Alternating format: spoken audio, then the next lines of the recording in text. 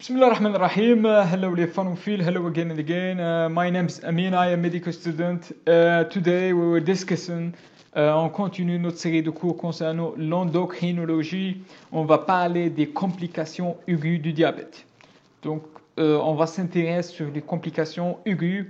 Et lorsqu'on dit complications aiguës, généralement des complications qui peuvent être mortelles si vous n'avez pas fait une prise en charge rapide et efficace. Donc, complications aiguës du diabète, on commence par l'hypoglycémie. Pardon, allez marcher. Donc, l'hypoglycémie. Donc, rappelez une chose, l'hypoglycémie, c'est plus grave que l'hyperglycémie. Ça, c'est crucial. Ça, c'est très important parce que le cerveau humain utilise le glucose. Si vous êtes en glucopénie, si vous êtes en hypoglycémie, il va souffrir et elle va mourir. Et le neurone, lorsqu'il meurt, elle ne va pas régénérer. Donc, rappelez de ça, hypoglycémie, c'est une urgence thérapeutique et c'est une urgence très gravissime parce que l'hypoglycémie, c'est plus difficile, c'est plus grave qu'une hyperglycémie. Les gens meurent de l'hypoglycémie. Donc, c'est un accident très fréquent, surtout chez les patients sous insuline ou bien les sulfamides hypoglycémiantes. Deux médicaments, donc généralement ici en diabète, sont iatrogènes, donc sous l'insuline ou sulfamide hypoglycémie. Défini par une glycémie capillaire inférieure à 0,7 chez le patient diabétique. Rappelez 0,7 grammes chez le diabétique. Clinique, c'est une asthénie, c'est une sensation de faim, sueur. Après, on a les troubles visuels, brûlard, et risque de troubles de la conscience. Donc ça, c'est grave. Risque de troubles de conscience peut aller jusqu'à un coma. Le traitement, c'est le resucrage en urgence par un bolus de sérum glucosé de 30%, plus une perfusion de sérum glucosé de 15% en continu. Donc, sueur, troubles visuels, tout ça. Donc, déjà, il y a un triade appelé le triade de Weibull, donc, je ne sais pas cité ici. Et parmi ces critères, c'est le rétablissement de conscience après le resucrage. Donc, ça, c'est fait, donc, évoquer une hypoglycémie, fortement une hypoglycémie, parce que c'est dramatique, c'est extraordinaire et c'est magnifique. Donc, il faut, faire un stage en urgence. Donc, après un resucrage, le patient devient normal, conscient, rapidement après resucrage. Après, donc très rapide, quelques minutes, il est conscient. Donc, après un resucrage. Donc, la durée relativement courte sur insuline est prolongée sur sulfamide. Donc, surtout, il faut éviter les sulfamides à T1,2 très élevé, très long. Donc, et préférer les sulfamides de courte durée d'action. Je n'ai pas cité les exemples de sulfamides de courte durée d'action. Donc, deuxièmement, the big deal, c'est de cétoacidose ou bien un coma acétocétosique diabétique. Ça, c'est une complication plus fréquente, surtout chez le diabétique du type 1. Son incidence est devenue plus rare depuis que les diabétiques sont mieux éduqués. Pourquoi mieux éduqués? Donc, généralement, c'est une carence en insuline. Donc, et maintenant, on éduque nos patients que si vous êtes un diabétique de type 1, donc vous devrez avoir toujours votre insuline. Il faut faire, malgré si vous êtes à jeun, vous êtes pas mangé, donc il faut faire une injection d'insuline. Ici, donc, s'il n'est pas mangé, donc on est entre deux risques de l'hypoglycémie, mais pourquoi c'est nécessaire d'administrer l'insuline?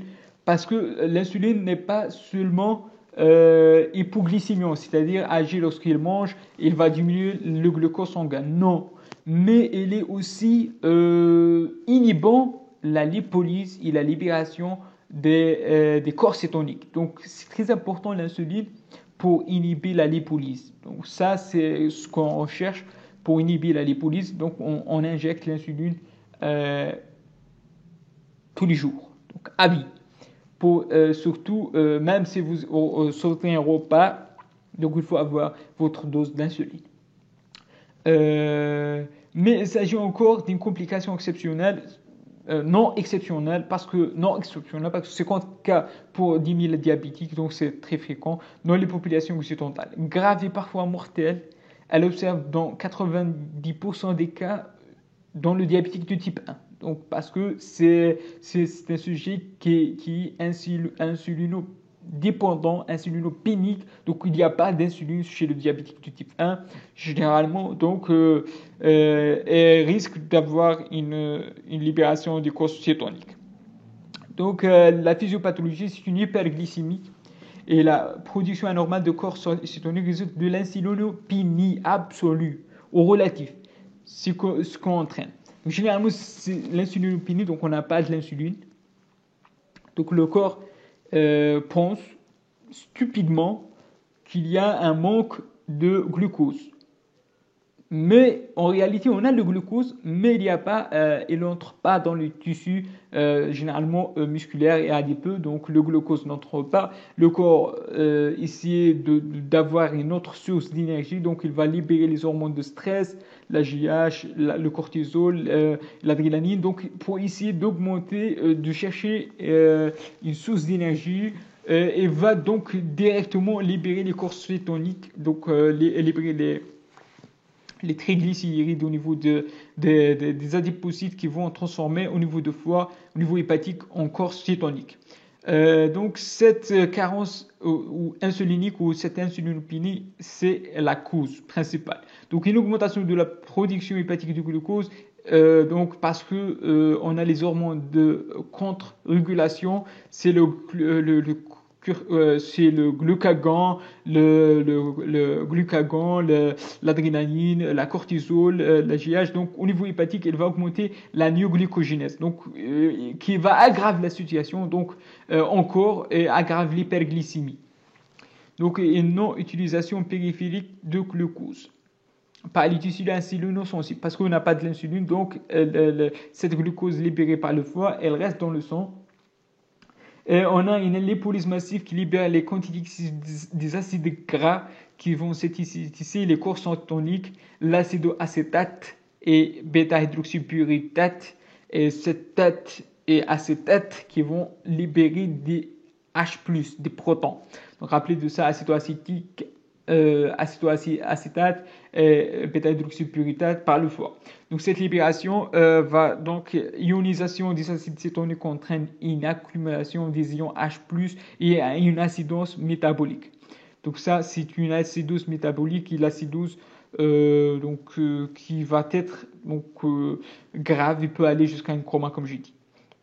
L'acidose est responsable d'un transfert de potassium de milieu intracellulaire vers le milieu extracellulaire.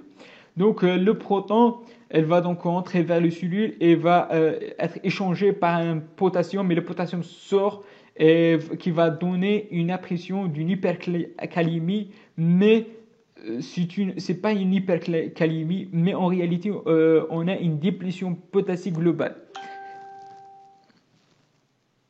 Donc on a une déplétion potassique globale. Pourquoi? Donc cet potassium l'intracellulaire qui est mobilisé pour contre l'acidose.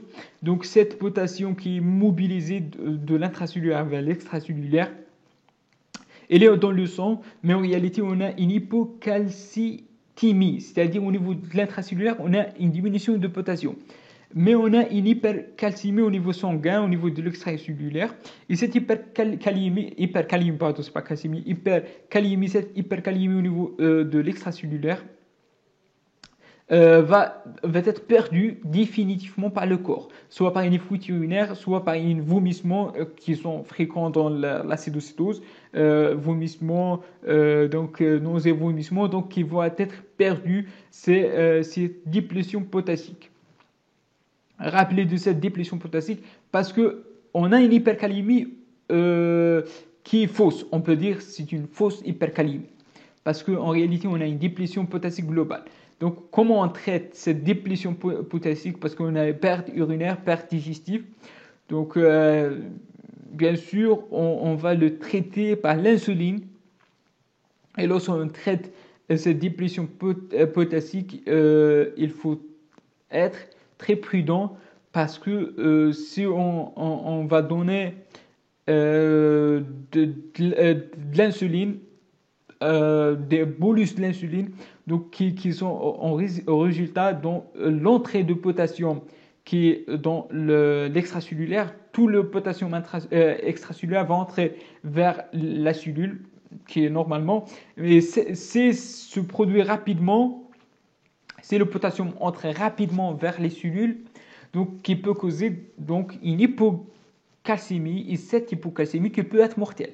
Donc c'est pour cette raison il faut traiter l'hypercalémie, cette hypercalémie fausse ou bien cette acidocétose tout doucement. Il ne faut pas aller rapidement chercher de diminuer le taux de la glycémie rapidement et laisser cette hypercalémie fausse et entrer dans une hypocalémie qui peut être mortelle. Donc il faut être prudent et aller doucement dans le traitement. L'hyperglycémie aussi entraîne une déshydratation. Pourquoi? On sait que un glucose et 4 de l'eau, c'est l'effet d'osmose. Lorsqu'on a une hyperglycémie qui dépasse la seuil rénale d'absorption, donc on a une perte de glucose, une glucosurie, et la glucosurie, elle va donc, comment dirais-je, elle capte aussi l'eau et on a une perte hydrique. Et cette perte hydrique peut causer une déshydratation. Donc, lorsqu'on traite, donc on doit traiter la déshydratation. On va parler comment on traite la déshydratation. Donc, cette déshydratation aussi va encore donc, éliminer les protons et qui va aggraver encore plus l'acidose. Donc, comment on va avoir cette cétoacidose? Donc, soit on a une carence insulinique absolue, c'est la première manifestation d'un diabète de type 1. Donc, généralement révélatrice. Donc, un patient qui est en pleine santé, un jeune homme, généralement un jeune homme, pleine santé, qui vient en urgence d'un coma ou bien un état cétoacidique. Donc, ou bien qui utilise soit insulinothérapie, mais il arrête l'insuline volontairement, soit parce qu'il est dû à la maléducation de ce patient et il pense qu'il arrête l'insuline, soit parce qu'il n'est pas mangé, ou bien il arrête comme ça, donc volontaire ou involontaire, par exemple une panne de pompe à l'insuline. Donc il y a donc un arrêt de l'insuline chez un diabète de type 1 connu, donc ça qui peut causer donc un état cétoacidose. Deuxièmement, une carence insuline relative, donc ça c'est donc très rare. On a une carence relative et excès de production des hormones de contre-régulation. Donc on a parlé les hormones de contre-régulation, les 4 hormones classiques, glucagon et les autres. Donc l'inadaptation des doses d'insuline en situation de stress. Par exemple, on a une situation de stress. Donc, situation de stress nécessite beaucoup d'insuline et malheureusement chez ce patient, il est insulinopénique relatif. Donc, il n'a pas beaucoup d'insuline. Donc, on peut dire le demande il est très haut et on a peu d'insuline, donc qui va entrer donc vers cet état cétoacidique. Donc soit l'état de stress, soit infection, trauma, les traumas, donc on a l'intervention chirurgicale, accouchement, etc. Situation fréquente, les troubles digestifs avec difficulté d'alimentation. Donc parfois donc ces troubles digestifs que vous pensez à une urgence chirurgicale. Et vous l'ouvrez, parfois vous arrivez à ouvrir l'abdomen, vous trouvez rien du tout. Et donc pensez à doser donc la glycémie et les cortisoniques avant toute, on peut dire, intervention. Avec difficulté d'alimentation conduisant le diabète mal informé à diminuer exclusivement ou à arrêter l'insuline. Donc, cette difficulté à l'alimentation, des troubles digestifs conduisent le diabétique, comme j'ai dit, mal informé, à diminuer exclusivement ou à arrêter l'insuline. Donc, il y a des troubles digestifs, diarrhée ou bien, je sais pas, donc il ne mange pas. Et lorsqu'il ne mange pas, il pense qu'il n'est pas mangé, donc il n'est pas besoin de diminuer le taux de glucose, donc il ne prend pas leurs insulines. Et lorsqu'il ne prend pas leurs insulines, va causer donc cet état de l'insulinopénie. L'absence de passage de l'insuline d'un diabétique du type 2 placé dans ces mêmes situations de stress, acétocétose, n'est pas réservé au diabète de type 1, mais est rarement de diabète de 2. Donc, ou bien un diabétique du type 2 qui nécessite l'insuline, on ne l'entend pas. Donc, c'est la même chose. Donc, rappelez que c'est vrai, la cétoacidose, c'est principalement le diabétique du type 1, mais il peut avoir, dans ces cas, dans le diabétique du type 2. N'est pas exclusif chez le diabétique du type 1. Donc, les formes cliniques, on a soit la cétose simple, sans acédose, cétose simple sans acédose, et deuxièmement, on a l'acédose. Donc, cétose simple sans acédose. Donc, le diabète n'est pas connu. Premier cas, donc le diabète n'est pas connu. L'interrogatoire retrouve des signes de syndrome cardinal, polyurie, polydipsie, polyphagie, évolue depuis plusieurs jours ou semaines. L'état général s'est altéré. Il existe une anorexie, des troubles digestifs, nausées, vomissements, comme j'ai dit. Donc toujours, lorsqu'il vient un diabétique, nausées, vomissements, check in your brain, probablement il y a une cétose sous-adjacente, donc il faut donc doser donc la cétose. Donc toujours rappeler de ça, nausées, vomissements. C'est vrai, il peut avoir nausées, vomissements s'il mange n'importe quoi, mais quand même pensez à ça. Voire des douleurs abdominales peuvent induire une odeur, mais pas encore de la distraction patente ni de polypie. Donc, il n'y a pas ici de déshydratation et de polypnie de Kussmaul. Donc, deuxième cas, c'est diabète est connu. On retrouve souvent une cause déclenchante, soit infection, grossesse. L'analyse systématique des urines relève la présence de corps cétoniques conjointement à une glycosurie, une glycémie capillaire élevée. Donc, c'est l'analyse systématique des urines donc, qui met en présence les corps cétoniques et la glycosurie. Deuxième catégorie, l'acédocétose. Donc, on a l'acédocétose. Donc, premièrement, on n'a pas l'acédose et ici, on a l'acédocétose. Le malade n'est parfois vu qu'à ce stade, le tableau clinique est inquiétant. Donc, on a une déshydratation globale clinique avec une hypotension, donc qui dit déshydratation, donc perte de l'eau, perte de volumémie, hypovolémie, hypotension. Ça, c'est le classique que tout le monde sait. Parfois, on a la fièvre. Cette fièvre, soit c'est une fièvre d'origine infectieuse, soit la déshydratation qui provoque cette fièvre. Donc, pas tous les fièvres, c'est l'infectieux. Parfois, on a fièvre due à la déshydratation. On a la classique polypnée superficielle, appelée la dyspnée de Kussmaul. Cette dyspnée de Kussmaul, donc check in your YouTube, écrit dyspnée de Kussmaul et voir la dyspnée de Kussmaul. Donc, dû à la compensation respiratoire de l'acédose métabolique. Pourquoi donc, je vais l'écrire pour avoir une idée. Donc, on a donc ici l'H+, qui trouve au niveau sanguin, donc qui va être couplé à l'HCO3-. Donc, cette H+, qui va être dissocié donc, en H2O plus CO2. Et cette CO2 qui va donner, donc, on va essayer d'éliminer ces CO2 par une compensation respiratoire de l'acédose métabolique. Parfois, véritable dyspnée du Kussmaul en 4 temps, aller jusqu'à la dyspnée du Kussmaul.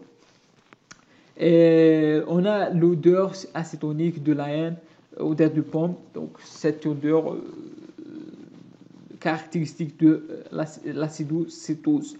Et trouble de la conscience d'intensité variable, donc peut aller jusqu'à un coma calme profond, sans signe de localisation neurologique, sans signe de Babinski. Donc jusqu'à un coma calme profond, sans des signes de localisation. Les troubles digestifs, c'est la douleur abdominale, vomissement, diarrhée, comme je dis. Parfois, égarer le diagnostic grave, la déshydratation.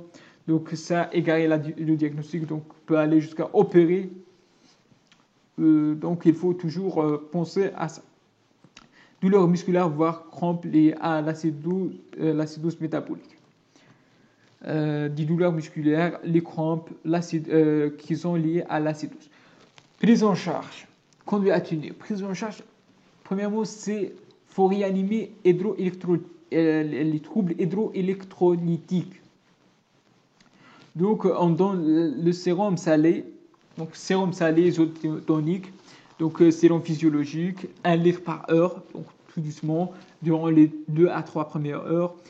Plus 0,5 litres de sérum bicarbonaté isotonique parce que on sait pour l'acidose. Donc le sérum bicarbonaté seulement si on a un pH très très très bas, c'est-à-dire un acidose inférieur, un pH inférieur à 7. Puis un sérum glucosé. Donc, sérum glucosé, on donne la sérum glucosé généralement lorsque la glycémie est devenue inférieure à 2 grammes. Donc, pour ne pas tomber dans l'hypoglycémie, parce qu'on était obligé de maintenir l'insuline. Donc, on maintient l'insuline, on donne l'insuline, on continue à donner l'insuline, même si on est dans normoglycémique. Donc, et pour éviter de tomber en hypoglycémie, on donne le sérum glucosé.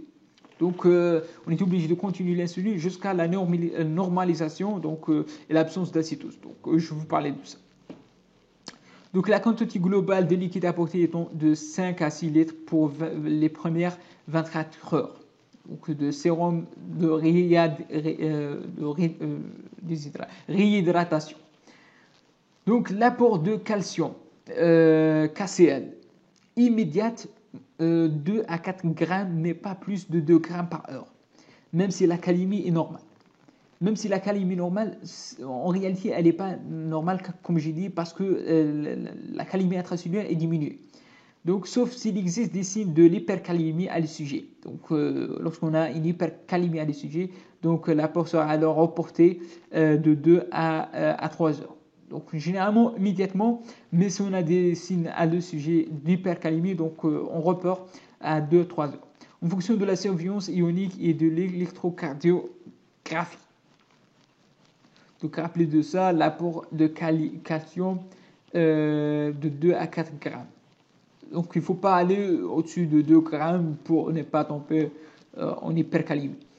Donc, et l'insulinothérapie, insuline rapide par perfusion IV continue au moyen d'une sueur électrique. Donc, après un bolus en intraveineux direct de 10 unités d'insuline rapide, le débit est de l'ordre de 10 unités par heure jusqu'à la disparition de l'acétone. Donc, jusqu'à la disparition de l'acétone et pas jusqu'à la normalisation de la glycémie. Donc, il faut jamais aller rapidement donner un bolus d'insuline très rapidement, d'augmenter la dose d'insuline pour avoir une normoglycémie rapidement. Si vous allez rapidement, trop rapide, comme j'ai dit, c'est vrai, vous arrivez à normaliser la glycémie, mais vous entraînez une hypocalémie parce que l'insuline va entrer le potassium, la calémie, donc le potassium, elle va servir à entrer le potassium dans les cellules.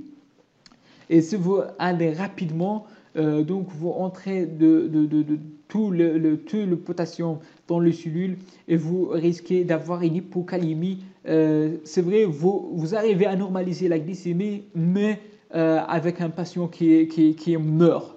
Donc ça, il faut donc aller doucement, rapidement, donc 10 unités d'insuline par heure, donc 10 unités par heure jusqu'à la disparition de l'acétone.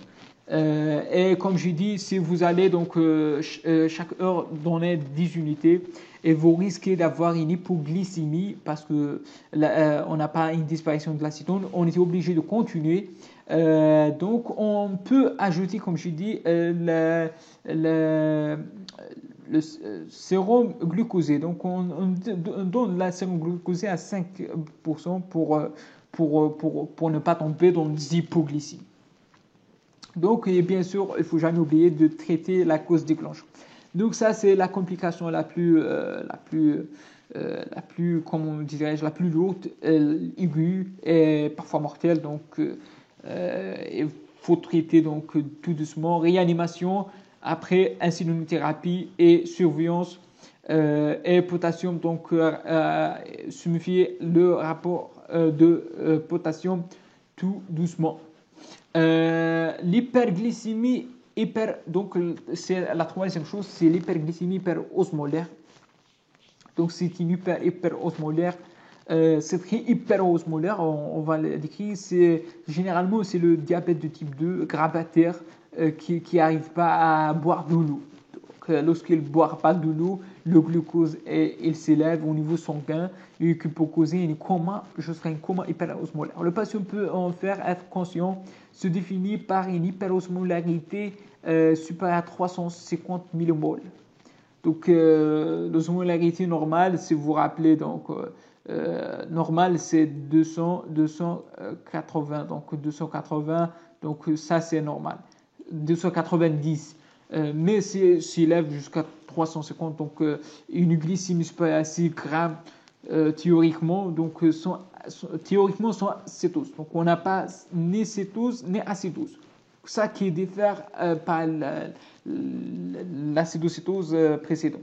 Donc un coma sans cétose ni acétose, mais une cétose modérée trace à une coma est possible. Donc cétose modérée donc cliniquement, mais théoriquement pas d'acétose, pas cétose. Il s'agit d'une complication grave du diabète, surtout de type 2, mortelle dans la moitié des cas, d'autant plus qu'elle atteint surtout le sujet âgé. Donc sujet gravataire âgé avec un coma, donc ça peut pas passer. Donc, toutes les causes de déshydratation peuvent favoriser la survenue, une infection, vomissement, diarrhée, traitement par diurétique, intervention chirurgicale sans réanimation adaptée, démence, accidents vasculaires cérébraux et apport hydrique insuffisant. Donc, il est donc AVC, gravataire, et on n'a pas d'apport hydrique suffisant. Donc, qui peut aller jusqu'à une déshydratation. Donc, l'absorption massive de poissons sucrés pour étancher une soif due au diabète. Donc, s'il est, par exemple, il est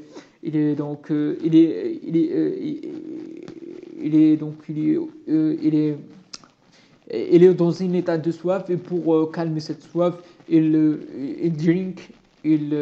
boit de quoi? De jus, de jus de fraise, de jus d'orange qui contient beaucoup de sucre, donc qui va aggraver la situation encore. Et un fort chaleur. Donc là, traitement, prise en charge, mesure de réanimation. Le patient doit être placé en étude de soins intensifs en cas de coma lorsque la situation hémodynamique est mauvaise. Des mesures appropriées sont nécessaires. Voie d'abord centrale, surveillance sous scope, libération de voies aériennes supérieures, éventuellement ventilation assistée, vidange gastrique, sondage urinaire, prévention du thrombose veineux par l'héparine de parois moléculaires, soins de nursing, mettre la anti-escar parce que c'est un gravataire âgé, soins de bouche, soins des yeux, aérosol, voire aspiration bronchique. Après, on corrige la déshydratation, elle doit être prudente. Donc, il ne faut pas aller rapidement, toujours dans le traitement, il ne faut pas aller rapidement. Pourquoi? Parce qu'on a une osmolarité très élevée. Et si vous diminuez cette osmolarité très élevée, peut causer donc un problème cérébral. Hein. Rappelez de ça, une cellule cérébrale qui s'adapte à l'hyperosmolarité et que vous arrivez donc directement diminuer et vous éclater cette cellule donc cérébrale. Donc rappelez, il faut protéger les neurones. Il toujours rappeler de protéger les neurones. La correction trop rapide de l'hypertension par des solutés hypotoniques entraîne un transfert de l'eau du secteur intravasculaire vers le secteur intracellulaire, risque d'aggraver le collapsus et entraîner une hyperhydratation intracellulaire. Et cette hyperhydratation intracellulaire peut éclater les neurones et réhydratation intraveineuse. Donc ça. Donc, comment on fait la réhydratation? Donc, 1 litre en demi-heure. Donc, on commence par 1 litre en demi-heure. Puis, on ajoute 1 litre en 1 heure. Puis, 1 litre en 2 heures. Puis, 1 litre tous les 3 heures. Donc, tout doucement. Il faut aller tout doucement. Et bien sûr, on ajoute l'insulinothérapie parce qu'on a une hyperglycémie. Donc, de préférence, l'insulinothérapie par infusion IV continue à seringue électrique de l'ordre de 5 à 10 unités par heure. Au bolus intraveineux 10 unités tous les heures ou 2 heures en fonction de la glycémie. Donc 10 unités tous les heures ou 10 unités tous les 2 heures. Cette bolus, généralement, lorsqu'on n'a pas une seringue électrique, en marche. Donc, ça arrive souvent dans nos pays. L'objectif est d'obtenir des glycémies aux alentours de 2-5 grammes par litre pour éviter la survenue d'un œdème cérébral. Donc, généralement, il ne faut jamais diminuer trop. Donc, 2-5 par litre donc, pour éviter l'œdème cérébral. On passera à l'insuline rapide par voie subcutanée tous les 4 heures quand la glycémie capillaire à 2-5 grammes. Donc, lorsqu'on arrive à 2-5 grammes, on switch vers la subcutanée, différence de l'acétocétose. Le traitement de la cause déclenchée, bien sûr, il faut chercher une cause qui a déclenché. Dernièrement, c'est l'acidose lactique. L'acidose lactique, ça, normalement, on le voit pas. Parce que lorsqu'on le voit, un acidose lactique, ça, on peut dire on n'a pas fait notre job. Pourquoi? Parce que l'acidose lactique, c'est un état d'acidose métabolique généralement lié à libération des ions H+ par l'acide lactique, généralement dû à une complication de la metformine. Lorsqu'on prescrit la metformine avec une contre-indication à ce traitement, donc on peut avoir cette acidose lactique. Il s'agit d'un accident rare mais grave, mortel dans la moitié des cas, est dû le plus souvent à la prescription inappropriée de biguanide. C'est quoi les biguanides? C'est les metformines. Donc chez le diabétique, les biguanides sont la première cause d'hyperlactacidémie. La survenue de l'acidose lactique, ce metformine résulte avant tout de non-respect de ses contre-indications. La non-respect de ces contre-indications. C'est quoi la contre-indication de metformine? C'est l'insuffisance rénale, l'insuffisance hépatique et l'hypoxie chronique. Tous les hypoxies chroniques, toute insuffisance rénale, hépatique, donc il faut donc être sommifié avec la prescription de metformine. D'autres causes d'acidose lactique existent et sont donc possibles chez les diabétiques, surtout lorsqu'on a une hypoxie sévère, alcool, insuffisance hépatique notamment. Donc, mais généralement, se vient sur les biguanides. Donc ça, c'est les 4 complications aiguës du diabète. Donc c'est très long, je sais, mais rappelez de ça, rappelez des notions le plus important. L'hypocalémie